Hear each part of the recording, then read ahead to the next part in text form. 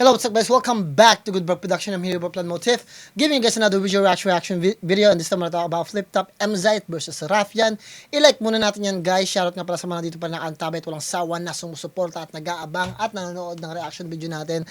Despite ng all ng gera sa nangyayari sa buong mundong to, nandito pa rin kayo at ginagawa ko pa rin yung responsibilidad ko. Gumagawa pa rin ako ng reaction video even though kahit medyo magulo na yung mundo, diba? Ginagawa pa rin natin yung responsibilidad natin. Ganun pa man, shoutout nga pala sa Flip Top, kay Enigma, kay Mzite, kay Raffian, at sa lahat ng bumubuo ng Flip Top. At tuloy-tuloy lang tayo, bago tayo mag-start, bigay ko lang yung shoutout ko sa mga tao na nandito pa rin. Kung bago lang kayo sa reaction video na to, huwag niyo kalimutan na mag-subscribe, i-like, i-share yung video natin, at hindi nyo naman i-share kahit i-like nyo lang para ma-recommend sa iba. Ganun pa man, hindi ko na inaatake mga paborito yung artist, nandito tayo para mag-react. At nasa fax meaning at message lang tayo. Kung may masabi na kung di maganda, kayo nang bahala, magpasensya. Ganun pa man, let's get to it. Bago tayo mag-start, bigay ko ng pedigree ko, mamusik po sa yung California, mga audio engineer at the same time.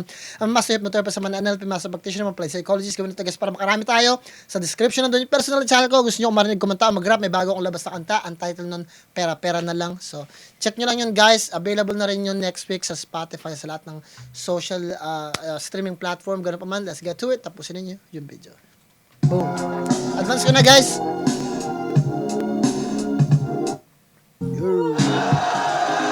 Eh, kape. Pangatlong taon ko pa lang sa Flip Top, tapos pangatlong na din, kaya sobrang sarap lagi sa pakiramdam na mapasama sa pinakamalayang event ng taon sa kung pag-uusapan ng battle rap. Yun, sinasabi nila pares daw kaming nandun sa technical side. May mga similarities din Si Mzite nagsasalita. Nag-gain ng weight si Mzite. yung style namin. Dito sa laban na to, kumbaga makikita mo kung sino talaga yung mas mangingibabaw sa kung paano niya dadalhin yung sarili niyang estilo. Kaya alam mo na si Mzite, yung estilo niya, yung galing niya sa pag-i-English. Yun, makikita mo talaga na veterano na siya at sobrang sanay na siyang gawin tong gantong klase ng art form. Kasi yung mga previous Nire-reserva ni Mzite yung mga sasabihin niya para sa laban na tayo. battles ko parang buhos lahat, focus lahat. Tapos nung huling battle parang ginawa ko yun pero hindi siya gumana. Kaya ngayon parang tinesting ko na petiks lang. Parang tignan natin kung papatayin kita sa gantong paraan. Yun, Site, salamat sa pagkakataon. Alam kong ikaw yung pumili nitong laban kasi alam ko wala pa ako dun sa level nyo para makalabang ka, pero ginusto mo to kaya gawin na natin. Wala akong ibang planong gawin ngayon kundi talunin ka lang.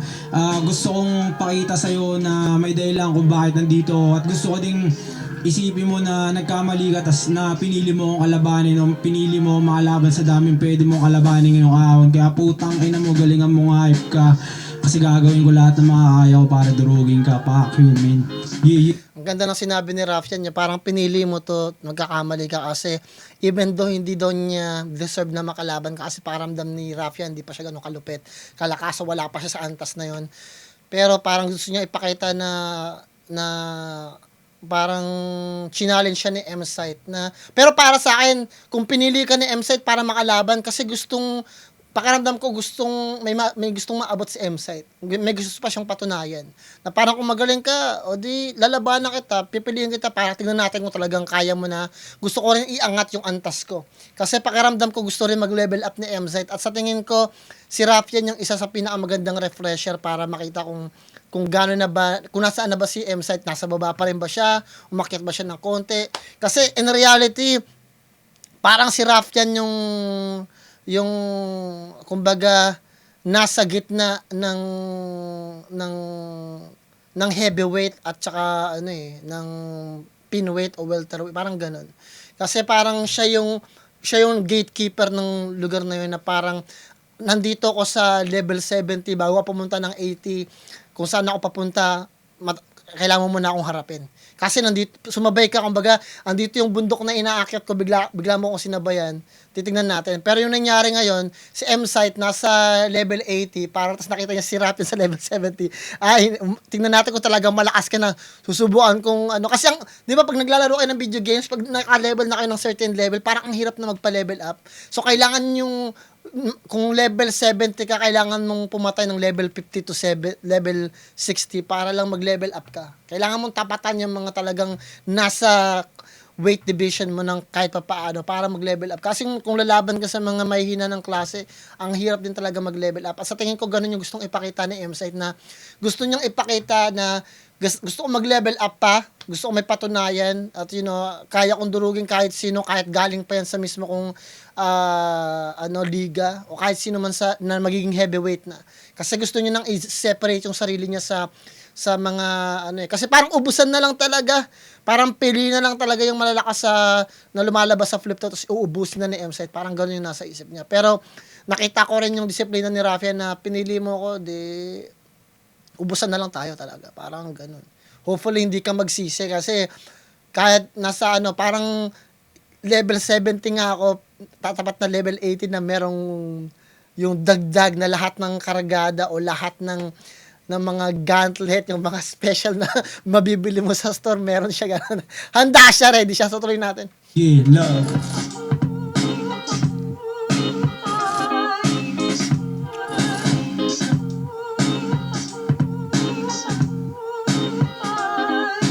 Fresh sa M-Site, walang stress, hindi siya, may tamang tulog siya, nag-gain siya ng weight, maganda yung niya, sa tingin ko, very confident siya at pakiramdam ko may magandang buhay ni M-Site sa panahon ngayon.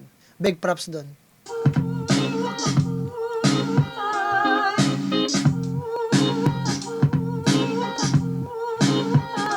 Shoutout kay Enigma. Out 16, day 1, pampitong laban na natin ngayong gabi. Shoutout sa lahat mga kasama natin dito, lahat na nagtiis, kanina pang madaling araw, lahat ng bumiyahe na napakalayo. Flip top magingay para sa parating nating laban. Shoutout sa lahat ng mga represent collab, shoutout Hypebeat, Real Jokes Clothing, Black Manila, Crown Manila, Flip Top Beer, Toyo Aware, Pinoy Pawn Stars, mamaya na yung iba. At sa kanan ko, Pasig City, represent para sa inyo. Mag-ihay tayo lahat para kay M-Site.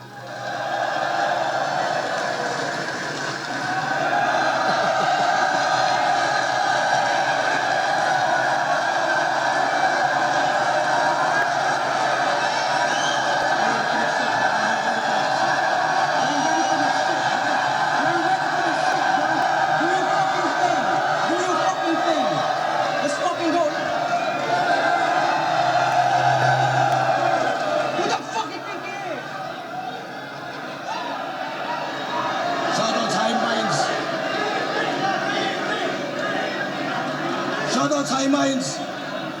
Shoutout sa Killian's Shift 74. Unhinged Clothing, shoutout sa kanila. Lahat ng tulong suporta. At Hypebeat, nabanggit ko na, linya-linya, shoutout sa kanila. Ay, sa kaliwa naman, galing pa ng baras para sa inyo. Hopefully, maraming one-liner si Raffian. Putang ana. Matatalo siya ni M-Site sa mga magandang schema at setup.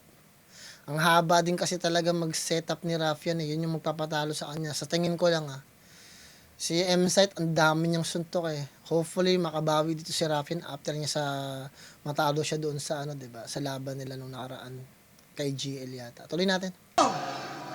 Gusto lang sabihin sa inyo na hindi naman magaling yan.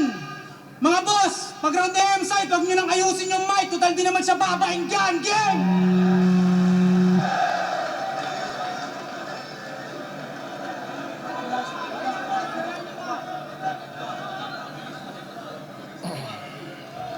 Let's see. Yeah. Sabi. Yes, Sabi. Mga camera, pakibaba. Enjoy natin to. Flip top gang. Nanalo ng coin toss. Si Rafian, pinili niya mauna. Si Emzite, tignan lang ang minuto. Dapat, pakinggan natin. Unang balat, ang 16 kayo ng Emzite. Ate, nakabahan ako dyan ha. Tingnan natin guys. Yeah! Shit! Rinig niyo ba ako? Puking ina niyo, boy! Pasensya na ako sa dulo. Yung pagkakarinig niyo, mintis. Kasi, tignan niyo naman yung kalaban ko pagdating sa technicals, may mga difficulties. Kaya boss, nakasi ang audio na yan, putang ina, para masulit yung konsyerto. Para pag sinapak ko yung ulo na ito, rinig hanggang dulo yung echo. You're not ready for this shit, you're not ready for this shit. Who the fuck you think this? Tangina, nag-intro ba yan? Tangina, parang autistic na inagawan ng laruan. Oh, teka. Baka may nagsusulatan angle na naman dyan, kagaya kay Slack 1. Oh, hindi ako nagtitredict. Hindi panggugulang to. 2025 na, ang pangit namang makarinig ng mananalo ka lang sa akin kasi ang dami mong tagasulat. Bro.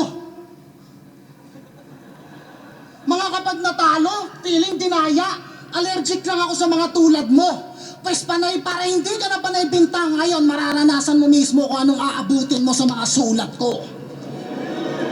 Last Vuelta, nasuffocate nung naubusan ng kahanginan itong gago. Siya daw ay ahead of his time, so advance. Tapos naiwan ng Erops. A moment of silence for the late Rafian. Para di ka na maiwan, pare ganto.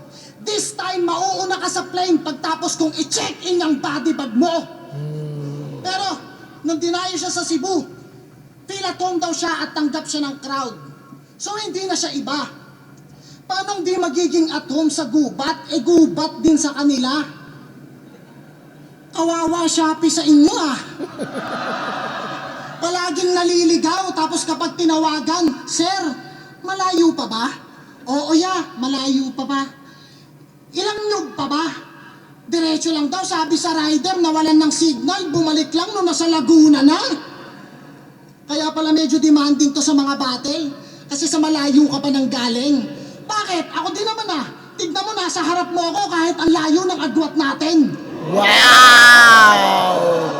Siya ay muli pagpapalain, pero di nga akalain na libingan na pala ang huhukayin.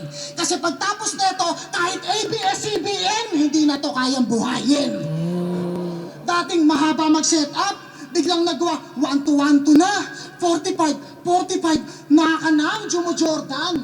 Eh paano? Panay ang panonood sa mga battles namin, hindi na reaction yon. Ang tawag doon, tutorial. Nagpapanggap na batas pero wak nakapag inyo na pag-alamang mga dalamagaan. Kahit na pagandaan, wala ka ng paraan, mag-review ka pa man, ibabagsak ka sa bar. Taki na tapos para gumanda yung resume, mandadamay ng mga kilalang pangalan, tapos idadaan sa wordplay. Pwes, 1,000 cuts yung foreplay, sabay budbud ng asin sa mga laman na parang Salt Bay o di kaya ay ginutin tigil karera sa pagbagsak ng bar na parang toll gate. Since you wanna meet the old gods, you need to die the old way. Kasi na-addict na sa panggagamit ng pangalan ng sigaw para makadagit. Tapos body bag na gamit lang ay banat na hilaw. Pag may kilalang na dawit yan ay matik na hahatak ng hiyaw. Talagang kakapit ng kakapit yung mga walang bitaw. Tingnan mo si Ari ko, napapabilib. Ganyan ang construction. Parang blueprint, technical. Well, ganyan lang talaga yung mga in-check excited pag may kinakatay na rap-rap parang Yunin Festival. Oh, porque tinawag na aso, tangina, nagpipiling bully na. Ilang taon ka na dito? Magti 3 years. Sa paningin ko, rookie ka. Wow. Sinadya ko mauna, magbilang na mga tingga na sasaluhin mo na parang binulag ako si Rizal, bang di pa nakaikot bariling ko, pila nang mapapila ka sa mga baguhan na, hilaw pa, pagpapapanisin ko, di ka na kailangan padala, na paras pataas, ako na yung bumabadya sa level mo. Ang gandang intro mula kay Emzite, medyo mabigat na kagad yun ha. Tignan natin yung gagawin ni Rafian. Di na ako masyado nagre-react guys, di na ako masyado nagpo-post para matapos natin kagad. Wow! mapapalaban si Raffian. Tanginang to, yun na yun. Walang kwenta na challenge. Lalagay niya daw yung body bag ko sa airport. Gago, sobrang bigat ko. Magbabayad ka ng additional sa baggage. Tanginang to, call out ako ng call out. Yun yung sinasabi, di ko inasahan. Di naman kita kinall out, tas gusto mo ako makalaban. Bobo ang puta. Kamusta? Malapit na pala magpasko. 11 buwan ang nakalipas bago mapagtanto. Walang pake kung sino man ang dasalan na santo. Kung marami-rami pa rin nasasawi sa bagyo, sila ba o ako? O kayo? Tunay na may kasalanan. Kung binubuwis ang buhay, buwis lang mabayaran. Sweldo ko'y binawasan upang bahay malabanan. Tayo yung nagpakahirap, sila lang yung mayaman. O tangina, ano bayan, kamusta na ating bayan? Mas nakakatakot pa sa palabas ni kabayan. Nandun sa kaban ng bayan, ang kaban ng bayan, wag po sanang barilin na lang bigla dun sa tambayan, puta. Tambay. Shoutouts kay POV. Pang mga tropang nag-i-SF na yung POV sa mga taong B. OB. Overtime hanggang sa magkaroon ako ng Rolly. Namatay muling nabuhay, ganyan nga si Loki. Sobrang lakas ng tama, puta, baka ka mag-OD. Sunod-sunod yung hits, kala mo si Flo G. Sunod-sunod yung hits sa flip top, parang stress na nagyosi. Mas bobo ka ba sa mga taong nagsasabing, ang pangit ng ahon kasi wala si Idol Senyo at Loney. Yayabangan mo lang naman ako ng mga nauwi mong trophy kasi champion ka pala. Lately ko lang nalaman. Kaya naman pala kapwa 3GS na pang grade 3 yung kalaban. Pero kung isa buhay champion yung usapan, sino una nyo naiisip? Sino una nyo naiisip? Diba? Wala ka dun tropa. Pandemic champion, ikaw lang proud yan sa nakuha mong corona. Kasi kung di nyo alam, 2x2 at isa buhay champion po siya. Ako na nagsabi kasi mamaya iyayabang mo din, di ba? Ang ina, pinagmamalaki yung mga kampyonatong di niya naman nakuha mag-isa. Kasi nung 2x2, obvious na nag-sharing sila ni Shernan, ni Poison, ni Pistolero. Isa buhay na may binigay ni Lipram para lang matuloy ang iyong kwento. Alam ko ang sikreto. Yung Galawan sobrang lazy, itong Christian naging Quiapon. Kung sa bagay, sa kakampi mo ng Sislakwan ang galing na si Lebron at Michael Jordan, di lang mag-isang nag-champion. Wala yun. Pray, it doesn't matter. Kasi kahit gaano kadaming titulo ng mga 3Gs na to, may kita na squatter. Fuck you sabay Stone Cold Stunner. Kung sasabihin mong champion ka sa tryouts dahil magaling ka na freestyler, nahihibang ka na boy. Walang pake kung magaling ka mag-freestyle, si JD nga tinuruan pa lumangoy. Kung si JD nga tinuruan pa lumangoy, madadama mo yung dalang init, mahahalata sa iyong panagoy. Kung pakiramdam mo yung nasusunugan ka ulit, boy! Galing sunugan din yung apoy. Sayang sa tingin ko nakuha ni M-Site yung first round kasi mas maganda yung mga angulo niya, masiksik yung mga reference niya. Nagustuhan ko yung sa body bag na kinuha naman ni Raffian. Nagustuhan ko rin yung Yulin Festival na yun. Maganda yung mga, sa tingin ko, para sa akin, very convincing yung ginawa ni M-Site. Aside from that, marami siyang style na pinakita. Ganun pa man, magandang ginawa ni Raffian. Sa tingin ko, short lang siya doon sa idea na mas marami dapat na nangyayari. You know?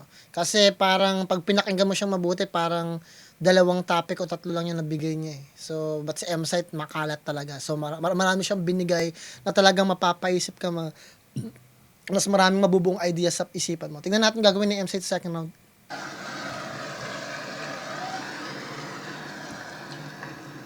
Pangilang yan. Sino nauna niyong naisip pag isa buhay champion? Diba? Iba-ibang pangalan. Banu ka pre. Di mo lang narinig yung pangalan ko. Natural, 10 kami. Tanga puta. Tapos sasabihin mo, tinatanggalan mo yung mga kampyonato ko, tinatanggalan mo ng patunay. Eh kung nagkasabay kaya tayo, tingin mo magcha-champion ka ng tryouts? Kung ako nakasabay mo, debut battle ko, isa buhay. Game! Sa loob, lamang ng isang laban, ang dami niyang tawag sa kalaban. Bitch, G, pre, bro, baka may alam kayo. Man, tama, men. Kay JD, tama ka na do. Tapos parikoy. Tapos kay Saint Ice, best friend. Para maray niya sa living legend, best friend. 6-7. Kaso nung 6 a.m. sabi mo, 6 save them kasi 6-7 at nag-6-7 and Ben sa 7-Eleven. Tapos iraray mo lang yung legend sa best friend. Ang lupit mo naman, pre. Tanginang rhyming yan for nursery. Nahuli si Rafian, putang ina, nadetalyan siya ng M-Site. Kaso ang dami mong sablay na tawag para kang bias na referee. Kasi kung Pasilipan usapang tira lang, parang Sean Marion, tinapat nyo kay Jordan. Kumbaga ito yung half court, tapos ito si Long Bam. Gusto mo ng hardcore? Yes, you gonna go down.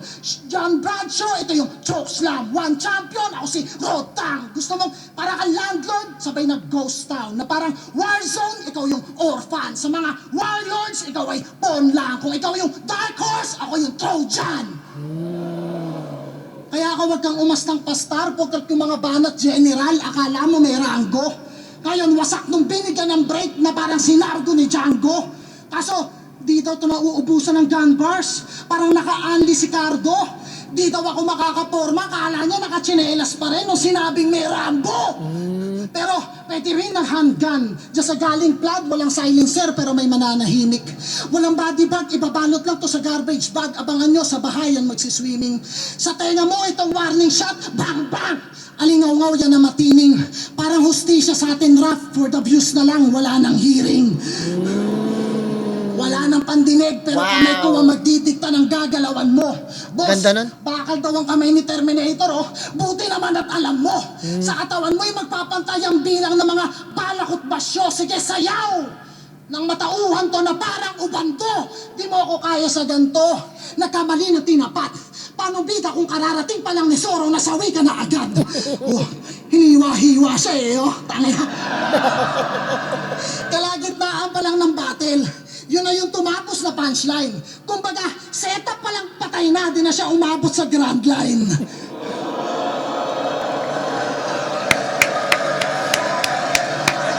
Tangina, partida yun lang alam ko sa One Piece, ha. Oh, Zoro. Tapos, Poseidon na binuhat yung mundo. Ayan na yung evidence para maliwanagan kayo. Paano ako pupuruhan kung kaya kang patayin ng mga reference na walang kinalaman sa'yo? Katulad ng Four Horsemen. Oh. Teka, ilusyon din lang naman yung mga... Ang ganda ng sinabi ni M-Site, no? Putang ina niyan. Ang ganda ng pagkakasabi niya, pumukin ng ina.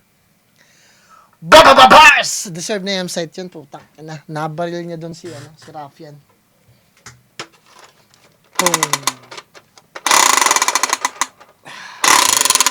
Nabaril si Rafian. Kasi putang ina, pag binalikan niyo yung idea na yun, natalo ka o napatay ka ng mga bars at setup o mga references na walang kinalaman sa ang ganda ng putang ina. Putang ina yan. Amazing. Ganda ng pagkakasabi ni M-Site. Oh, Zoro. Tapos, Poseidon na binuhat yung mundo. Ayan na yung evidence para maliwanagan kayo. Paano ako pupuruhan kung kaya kang patayin ng mga reference na walang kinalaman sa'yo? Wow! Putang ina. Ibig sabihin, kaya kang talunin ng kahit wala man ng personals, mga dark humor na tungkol sa'yo, sa pamilya mo. Nang hindi ka dinudungisan. Simpleng reference lang ang pumatay kay Rafian. Ang laking bagay nun. Nasilipan siya ni M-Site. Tumatak yung puking inang linya na yan. Katulad ng Four Horsemen. Very convincing yan. Oh. Teka. Ilusyon din lang naman yung mga likha mo, kaya alam kong di ka delikado. Pwede mo rin naman akong tawagin Four Horsemen, kaso nga lang sa dami ng tricks ko sa entablado. Sinecheck lahat ng boxes. na parang talent scout. Ang daming trapdoor sa ilalim, gamay na gamay yung underground. Kung sakali naman ay street magic. Buti pa sa baraha, pag sinabi mong stop, may namamarkahan. Habang tong alas ng baras, mawawala ng di man lang natatandaan. Kaya wag kang tawag ng tawag, kaya wag kang tawag ng tawag, ikaw lang din mananagot. Di ka star, di ka diva, di ka king, you're not a goat. At bago pa ako mag-good night, gusto mo mag-disappear? Pues manood. So look me in the eye, now you see me. Bang! Now you don't. What? Huwag natin gagawin ni Rafi yan. Yeah. Reneg. I don't have plans to use gun, boss. But since you started it, bro, you hold tight. I was looking for a work-from-home job, I'm a bullet on sight. This ain't a close fight. For me, it ain't a challenge. I'll put you in a casket. If you want, we can do this again in a different fucking language, pero... Baka sabihin nyo, tunog foreigner. At isipin nyo na big fish. Ginaya ko lang siya kasi ganap na ganap yung pag-i-English. Tanginang to, nung laban nila ni MP3, bumpa! Laban nila ni MP3, no? Gago! Nung napanood ko yon, sobrang sakit ng tiyan ko, sobrang LT. Naaalala ko yung mga tropa ko sa'yo pag may inuman, napapa-English din pagkaharap yung MP. Tanginang to, nag-English lang siya. Di ba napanood nyo yun? Nag-English siya buong round. Para isipin nyo na dapat makalimutan nyo na yung there's only one name that you can pound. Tangina, sobrang takil na nun to, lalo si Sandikata na yun. Ngayon mo lang naisipan mag-English? Tangina, sobrang whack ni MZ. Sa bagay, ba't siya magre-rebat ng English noon? Ngayon lang naman nauso yung chat GPT. Tangina, gumamit ng computer. Tingin mo fire yon? Kahit gumamit ka ng AI, may iwan lang ako ng AI kung siya si Iverson, gago.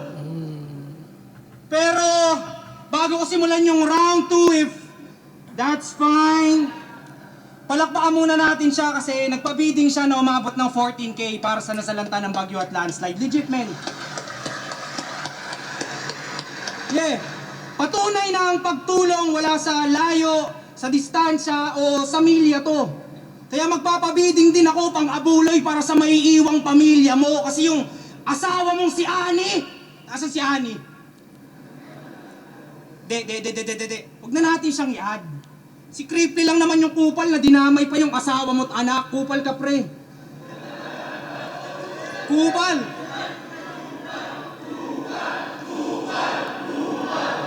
Pero paano kung theoretically speaking nakita mong si Ani nakabulagta dun sa lapag? Pagkapalo ng martilyo, yung ulo niya agad nag-crack, ay hammerhead na parang shark. Tinatanong mo siya, Ani, ayos ka lang ba? Habang yung dugo walang tigil sa pagbulwak. Okay ka lang ba? Sobrang critical niya, Kap. Habang tinatanong mo siya ng, Ani, are you okay? Mapagtatanto mong smooth criminal tong rough. What the fuck? Horrorcore, sobrang gore mula sa killer. Nakakatakot yung senaryo, dapat atang nagpi-play sa radyo ay yung thriller. Pero pagtapos sa misis, syempre sunod agad yung mister. Kaya saksakin ng Chris sa tiyan si Christian para di na pamarisan. Tuhog yung laman parang kebab, tas luluwa pa intestine yan. Tignan natin kung masasalba ng paniniwala pinsan. Ngayong mamamatay ka na, pakita mo sa kanila if you'll be born again Christian. Pero dahil Sam daw ang buhay ng hayop na yan, pagkagising niya pa lang putap, diretso ground and pound. Pangkabib yung submission, pangkabib yung grappling, pwede kang mahuli ng submission sa isang maling galaw o UFC reference. Baka di na niyan magets. O baka maging Muslim tong Christian pag na-Islam, makakacheb, what the heck? Bugbugin tong may alter ego, yan ang aking strategy. Pag ginulpi si Everready, baka magsampa ng kasong batirisa. Binigay mong enemy. Everready kasi siya, diba? Battery yung kaso. Battery sa binigay mong enemy. Di man lang na energize, sir. You should try harder. Pero, Everready, battery, energizer, Motus. Pero yung Motus ay yung kulto nitong si Christian na nagbibigay liwanag sa mga di nasisinagan. Pero totoo ba yung sinabi ni MP3 na di mo sila binabayaran? May lumapit sa akin galing sa inyo, di ko na lang papangalanan. Sabi niya, may as sa Motus pero si Kuya Sight lang nakikinabang. May kinikita sa YouTube, may pa-entrance pa yung kada linggo niyang pagpapalaban. Tubong lugaw na palayan. Tapos di mo man lang sila mabigyan kahit panggoto. Galit na galit ka sa gobyerno kay Marcos, sobra mong bobo. Anong pinagkaiba niyo? Sa Motus, ikaw yung presidente na binubulsa yung pondo. Tangina, yung mga Motus MC, kung binibigyan mo ng TF, hindi sana ibebenta ni Vicente ng doble yung ticket. Gago ka pre. Pero buraot na urakot na hindi tumutupad. Pero ano pa nga ba nga asahan nyo sa site kung di kumukurap? Kaya walang pakisaliga mo, Brad. Pambobo ka umay. Time is gold ang aking motto sa buhay. Kung gusto ng champion na to, hantingin mo din ako pag sumali ako next year sa isa buhay. Maganda yung ginawa ni Rafian na very convincing din yun na, pero sa tingin ko napakahaba lang din talaga na sinasabi niya at mahaba yung setup. At saka yung sinabi niyang information dun sa bandang tulo about Motus, pwede kasi makontradict yun yung information na yun. Especially pag nagtutunog lang na parang ignorante si Rafian sa ganun. Kasi bilang isang artist, may mga artist talaga na sumasampa at nagbabayad pa nga sila mismo para magkaroon sila ng tinatawag natin na exposure. So other than that, pag pumunta ka sa isang event, minsan ikaw pa talaga magbabayad, minsan di ka rin talaga babayaran. May ganun talagang kalakaran at especially kung hindi ka taong o tumanda o 90s babies, hindi mo siya ma-appreciate, hindi mo siya maiintindihan, hindi mo magigets yung sistema. Kasi dati talaga magpe-perform ka kahit 100 lang yung talent fee o kahit minsan wala nang talent fee, exposure lang. Kasi at the end of the day, maraming mga Motus MC na nakapunta sa Flip Top dahil din sa exposure na binigay ni M-Site. So parang yung bagay na yun napakalaki. Hindi naman sila magkakaroon ng pangalan kung di rin sila nagsipag at nagginalingan sa Motus. Sa ganyang parte, masisilipan talaga si Rafian sa ganyan kasi lumalabas parang inosente o ignorante yung pagkakatingin niya dun sa idea na yun. Well, yung ginawa naman ni M-Site, napakalaking disrespect. Pag sinabihan mo, pag pinagkumpara natin, para kang isang pinuno na nagsasalita ng masama sa gobyerno pero pinapakit mo lang rin. Pero in the back of your head, parang paano mo nasabing pinapakit ko? Alam mo ba kung paano gumagana yung sistema? Paano namin binabayaran yung club? Kasi papahintuin mo yung club, yung bar, hinto yun eh. Kailangan nilang magpasok ng mga tao doon. So, kailangan nilang magpasok noon, gagamitin nila yung espasyo. Si Kuya Drew, pag umarkila ng club yun, gumagastos ng 3 million yun. Papasukan niya mga dunggalo, diba? Sila lang din. Pero mo magkano ginagastos. Kung si M-Site, yung ibabayad nila sa'yo, ibabayad niya sa'yo bilang artist, o kung ibabayad niya na lang yun para makapag-perform kayo.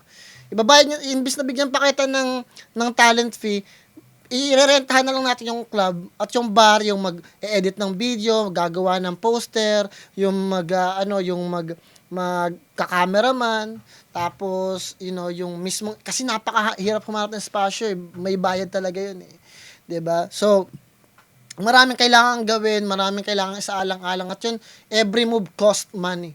So, yun, pag tinanong ka, alam mo ba kung bakit ganyan? So, kung hindi mo siya naintindihan, mahirap. So, questionable yun. Pero yung hindi questionable na bagay, yung sinabi ni M-Site na sa mga reference na walang kinalaman sa'yo, natalo ka. Unquestionable yun.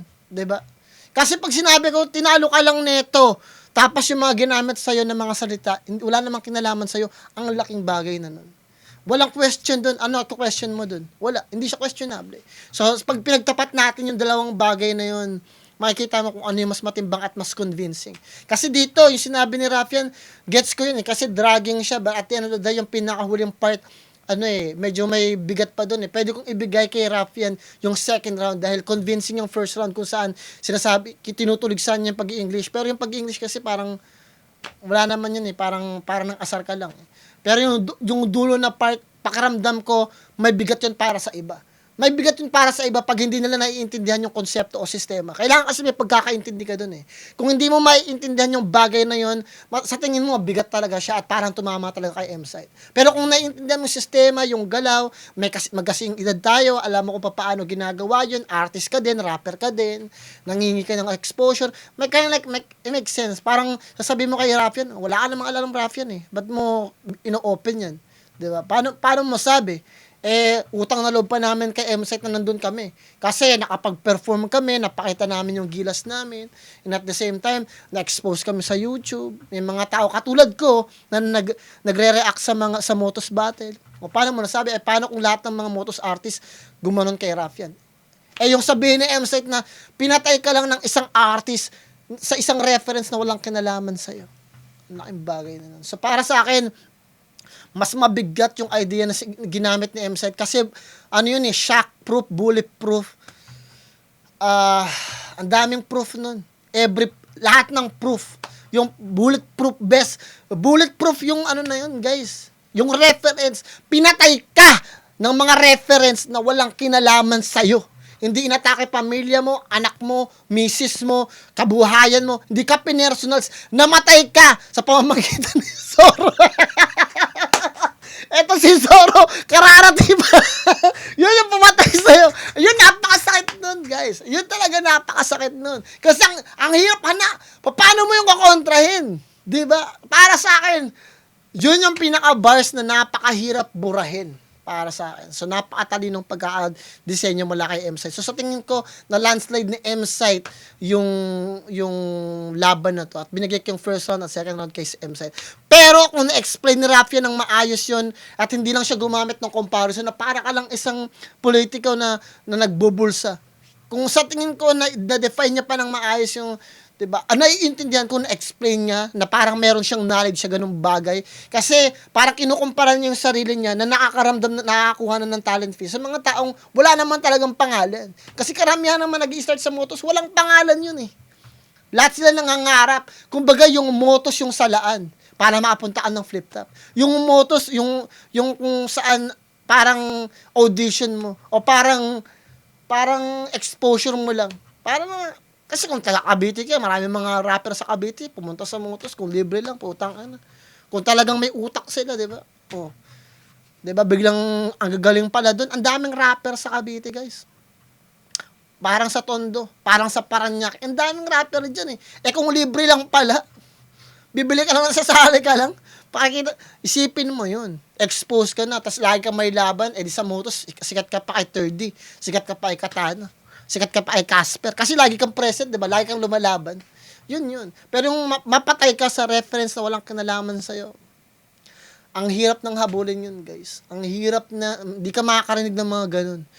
Bihira ka lang makakarinig ng mga ganong klase ng mga information sa isang artist. You have to be smart. Tuloy natin. So, pakiramdam ko na landslide lang si Raffian dito, first and second round kay M-Site. Kung sa ibang tao, pwede manalo si Raffian sa second round pero I'm pretty sure hindi nila may explain yan tulad ng ina-explain ko sa inyo. Tuloy natin. Tanginan to. Pati yung angle ni MP3, nasilip pa niya. Kala mo talaga sa FRBL may TF sila. Tangina mo. Pag ako nagpapaliga, eto makinig ka. Kung kumita man, siguro matatawag mo na, di mo alam kung papalarin. So para pala maging tunay ka, dapat pag nagpa-event ka, ni Katiting, wala kang kitain. Ganun ba? Tanginan to, ako pa mag-a-adjust. O sige, kumuha ka ng sasakyan, tapos magsakay ka, libreng angkas. Tapos umiikot ka, 4 na taon, paikot-ikot araw-araw, sa kakukuha ng panggas. Wala ka kasing alam eh, 10,000 lang premium mo nung nag-champion ka. Sa amin, 50,000. 50,000 real talk. Tanongin yung mga nag-champion, 50,000 premium namin. Real talk lang. Tsaka may TF na kami, tanga. Late yung info mo. Gago. Gago pala ito eh. Okay. Yun na yun. Galingan mo pa. Putang ina mo.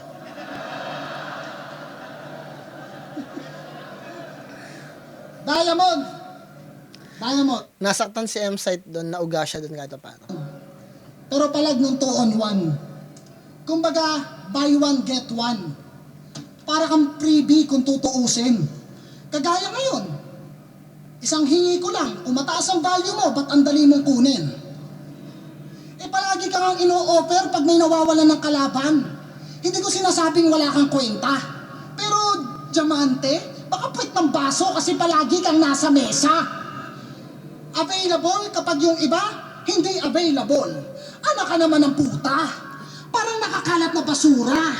Alam nga namang walang kumuha. Ako ang lunas para matutunan mo na di lang pakapalan ng mukha para mauna. At bago ka pa maging mukha ng liga, aba, pangatawanan mo muna. Tapos pinapapunta pa si JL sa rally, tapos wala ka din naman punyeta. Rizal ka ng Rizal, tapos di ka makita sa luneta.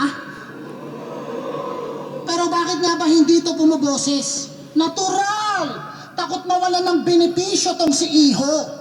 Mawawala yung #1 sponsor niya sa mga event kapag pinerwisyo yung munisipyo. Sample, pinadala ng paras. Ulul, wala naman daw nagsabi sa'yo na pumunta ka dito. Si Looney ba pinadala ng Cebu? Si EJ pinadala ng Colorado? Ginagawa niya yan kasi gusto niya sa kanila siya ang hero. Gets naman. Gusto mong dalhin yung lugar mo kung saan ka man nakikigera. Kaso pagtapos, Mayor, nirepresent ko po yung bara sa flip top, pengi pera. Diba? Maraming mukha ang korupsyon. Hindi lang to sa flood control. Mga mata maging bantay sa lahat ng pagkakataon. Napasok na't nililimas pati laman ng lumang baol. Ninanakawan at lahat yung aso nyo hindi man lang kumakahol. Tangina, verse ako ng verse, wala pa rin nakukulong. Mars. Ganto pinagkaiba na sumali ng tournament kasi kapag nanalo, may mga mai-inspire. Sa mga sumali ng tournament kasi kapag nanalo, magkaka-PS5. Tapos hindi daw piniperahan yung kultura. Tanga, yung paglaban ko sa'yo, may halo tong pera. Business to. Kaya bawal pabaya. Pero kung usapang kultura, boss, alam mo kaya ko tong patayin ng libre. May bayad pa kaya? Walang father time sa battle rap. Akin ang legacy at history. Kukunin ko pati victory. 0-3, pinauna na ng highlights. Parang Derrick Rose na hindi na i-injury. May diamond na sa ring si GL. Wow. Not ready for this shit. Not ready for this shit. Parang Derrick Rose na hindi na i-injury. May diamond na sa ring, pero si GL tinutime pa rin. Talagang kulang pag ganto. Ako sa loob ng isang buwan versus Mot versus Blaser. Sa sobrang basic mo, naisip kong kumuha ng 3. Ano, mayabang? Real talk lang.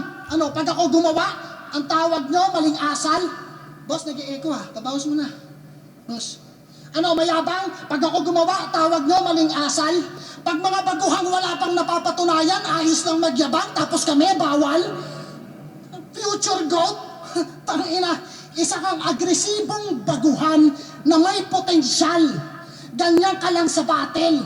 Tangina, walang hassle, indestructible. Kahit diamante, drug yan, basta sa tamang angle. Bars.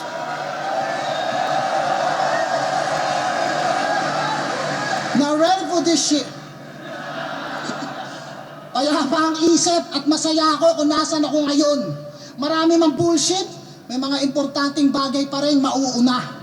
I-discredit nyo lahat ng achievement ko. Sige, lahat kunin nyo na. Pandemic champion, walang sikat na kanta, sabayan nyo pa ng malutong ng pagmumura. Pero lahat ng ginawa ko sa putang inang kulturang to, hindi nyo yun mabubura. Facts na yun. Now ready for this shit. Now ready for this shit. Facts na yun. Sa tingin ko, mas malaki pa yung ambag ni M-Site sa kahit anong rapper dyan sa Pilipinas. At saka si Sharnan. Sa buong flip top pala. Kasi wala naman, siya lang nakapag-produce din eh. Nakapag-produce, si Looney, wala namang na-produce din yun. M-Site, Sharnan, malaki ang naiambag talaga sa kultura. Para silang si Enigma. So, I'm pretty sure. Yeah. Sila ano rin yata, sila... Yeah. Pampangas Finest, meron silang, sila Sinyo din, meron silang tawag dito yung parang rap, ano nila. So, marami. Sila Nico din dati, kaya lang tumigil, 'di ba? Meron silang ano, arma letra na ano dati. Hindi lang nila napagtuunan ng pansin. Pero si M-Site talaga nananatili. So, M-Site is always going to be on my grace. Kasi nakita ko yung hard work, Kinainisan ko rin to si M-Site, pero hindi sapat yung inis para mawala yung idea ng ano ng paghanga eh. Meron kasi parang naiinis ka pero ang galing talaga ni M-Site eh. Parang gano'n, 'di ba? Kahit ako naiinis ako sa mga artist, may mga kinaiinisan akong artist, pero hindi ako naiinis na parang personal, na meron akong inggit o inis na ano. Nakakainis dahil ang galing, 'di ba? Nakakainis parang shit, ang galing, parang gano'n, 'di ba? May mga gano'n talaga. Maiinis ka dahil sa sobrang galing nila. Pero walang halo na negativity. Parang tangan magaling lang talaga. So, sa tingin ko, yung sinasabi ni M-Site may credibility yun. Kasi wala ka namang maririnig kay M-Site. Wala akong narinig sa kanya kahit sa anong bagay, wala negative. Kahit sa post. At mas lalo ko yung napatunayan kasi na-meet ko si M-Site. Na-meet ko siya. Pakita ko sa inyo yung picture. Na-meet ko siya, pinuntahan ko pa yung Motos Liga nila. Nandun na ako, nanood ako. Tapos ako sa kanila. Naki-join din kahit pa paano. Parang sumuporta lang. Hindi yun talagang nag-stay ng matagal, pero sumuporta lang talaga ako. Kasi anniversary nila yun eh. Tuloy natin. Rafyan, tingnan natin Rafyan.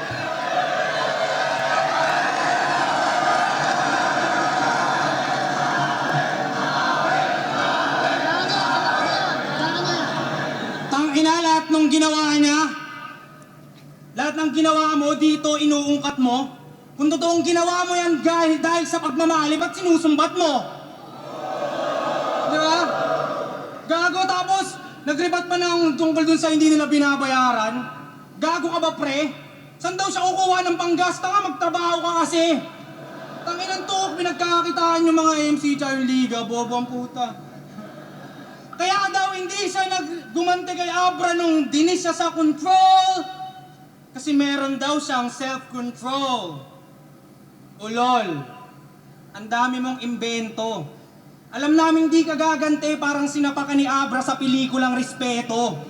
Yabang-yabang, di pala papalag nung sinugod ka na, pre. Ako, kinall out ko si GL, naglaban kami. Kaso pinugbog niya ako eh. Baka sabihin niya, tinalo lang niya si GL. Tinalo mo lang naman siya dahil estilo niya, ginaya mo. Ako natalo, aminado, pero sarili ko dinala ko ito. Nagkaboses ka lang bro dahil siya'y ginaya mo kay magaling na loro. At tinalo mo lang siya nung di pa dumadating si Zoro.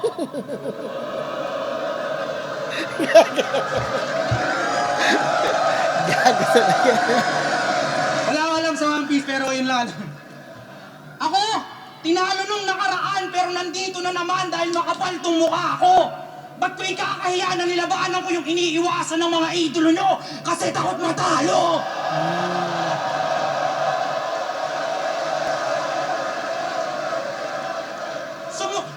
Sumugal ka pa, Brad? Ngayon sunog ang balat, sunod yung balato. Isang dekada ka na dito. Ang tanong ko ano na? Ngayon gusto mo ng kalaban, mga baguhan, para pwede mo kaming yabangang ikaw ang nauna? Pag pinatay kita, lahat sila'y magtataka. Kasi patay na yung sight, pero dilat yung mata kung umasta. Tangina kung umasta! Kala mo kung sinong sikat? Tinalo mo nga yung haring araw, pero di pa rin sikat. Every ready, isa ka lang po sikat. Sa New York Knicks, nandun sikat. He can do this all day, ganun sikat. Sinungaling, ganun sikat. Oh, Marvel reference bigla. Ako'y walang ibang intention. Gusto ko lang pakitaan si Tobey Maguire ng connection. Tanginang to, ang every ready ay pusa. Kaya sight parang malabo, lap trip. Tobey Maguire pusi ka sight. Baka Andrew Garfield. Kaya Arik, makikita mo pati ng mga nasa web na malayo aming pagitan tila Morales aming miles pag nagapak isasak.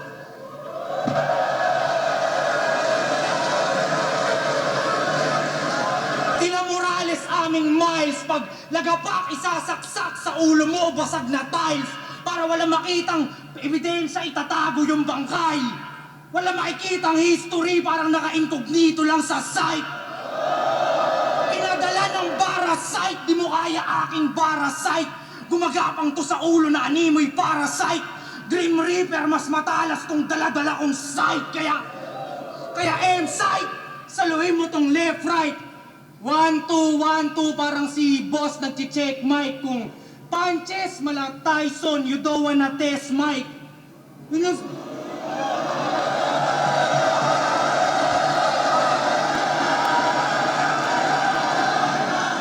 Yun yung sinabi ng maestro before he flipped M na parang nag-west side. Ever ready, you're not ready. Testingin mo na lang ako next light.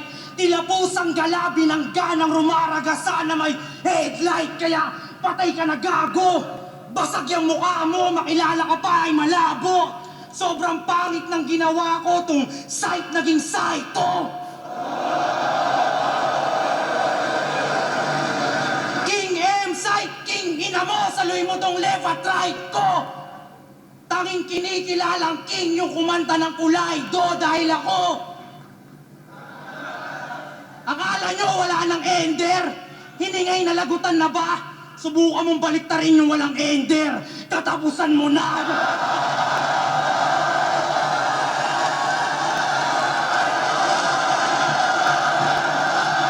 Let's go! Let's go! Who the fuck you think he is? Dahil ako, si Rafian, pinadala na. Hindi. Naging barasa lalamunan ang kinilala niyong Diyos. Ender ko ba'y nawala o baka bago pa lang nagsisimula tong storya ko kaya di ba magtatapos? Bonus na lang yung round 3 sa tingin ko. Nakuha ni Rafian kasi maganda yung mga references niya.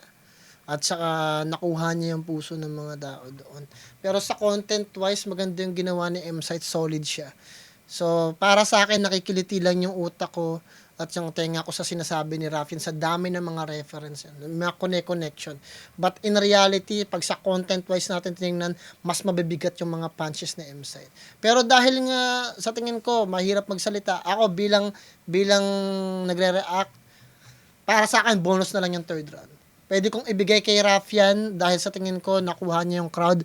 Pero deep inside para sa akin nakuha pa rin ng M-Sight yung third round kasi yung content niya masyadong mabigat. Ganun pa man, congratulations kay Rafian, congratulations kay M-Sight. Para sa akin, first and second round nakuha na ni M-Sight. Yung third round, bonus na lang yun. Pwede natin ibigay kay Rafian, pwede natin ibigay kay M-Sight. But other than that, para sa akin, lahat tayo panalo dun. Sige, to it! Sana ganun ang ginawa ni Rafian mula first and second and third round. Sa tingin ko, sinave niya yung bagay na yan para sa third round para maganda yung ending niya. Maganda yung laban. Pero sa tingin ko, dapat ginawa niya yan first, second, and third.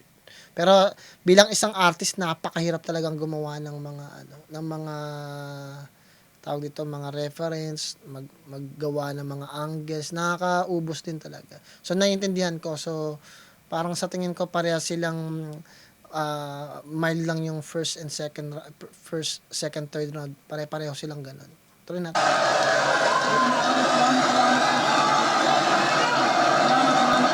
Big props.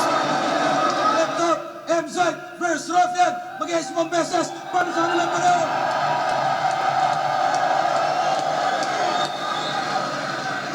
Technical difficulties kanina, pero tingin ko yun yung mga laban na panalo tayo lahat.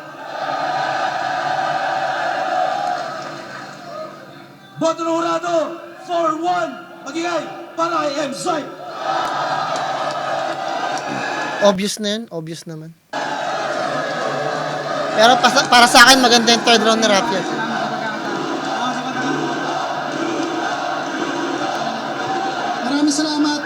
Maraming salamat kay Enigma. Maraming salamat sa inyo lahat. Sa mga sumigaw ng luto, salamat sa inyo. At akin na, syempre, gusto ko mag-shoutouts muna sa mga tropa. Kay Ian Amila, syempre, sa Motus Batinig, palagi. Kay Lamadam Early Shop, Balagbagan Battles. At sa lahat ng mga naniwala. Maraming salamat. Una-una gusto gusto ko lang pasalamatan si M-Site para sa pag-aataon na to. Gusto ko lang i-shoutouts din yung mga kasama ko, si Alfonso, si Teo, at si Babsi, yun. Yun, shoutouts, maraming salamat sa sumusuporta. Kita-kits tayo next year, yeah, rap yan. Thank you. Yan pala guys, hopefully nagets niyo yung gusto kong sabihin. Kung hindi naman, okay lang rin. Kung may nasabi man ako hindi maganda, kaya nang bahala magpasensya. Ganun pa man guys, tinatapos ko lang to. Sana galingan niyo sa lahat ng bagay na gusto gawin sa buhay niyo, sa pamilya, mga kaibigan niyo, mga tao na paligid sa inyo, magdasal kayo palagi. Kung may nasabi man ako hindi maganda, kaya nang bahala magpasensya. Shoutout nga pa kay M-Site, Rafian. Shoutout kay Arik, congratulations kay M-Site. Let's get to it. I'll see you guys in the next video. Peace.